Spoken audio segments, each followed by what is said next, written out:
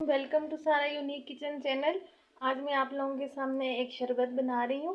ये इस बर्तन में हमने 3 गिलास के करीब ये पानी ले लिया है और इसमें हम ऐड करेंगे 7 टेबलस्पून चीनी और एक अदद जो है वो इसके अंदर हम डालेंगे ये लीमू का रस और इसके अंदर हम डालेंगे जामी शीरी तकरीबन 2 से 3 टेबलस्पून। और ये देखें ये तुख्म लंगा जो है ये एक बॉटल के अंदर मैंने पानी में मिक्स करके फ्रिज में रख दिया है। रोज़ रोज़ भिगोने की ज़रूरत ही नहीं पड़ती।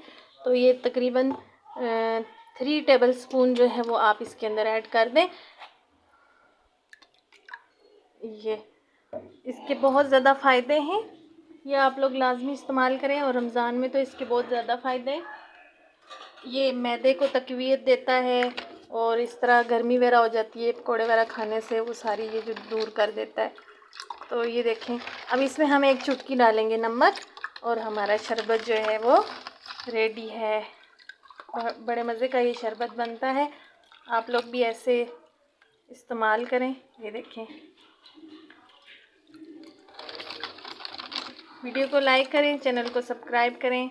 मिलते हैं नेक्स्ट वीडियो के साथ। अल्लाह हाफ़िज़।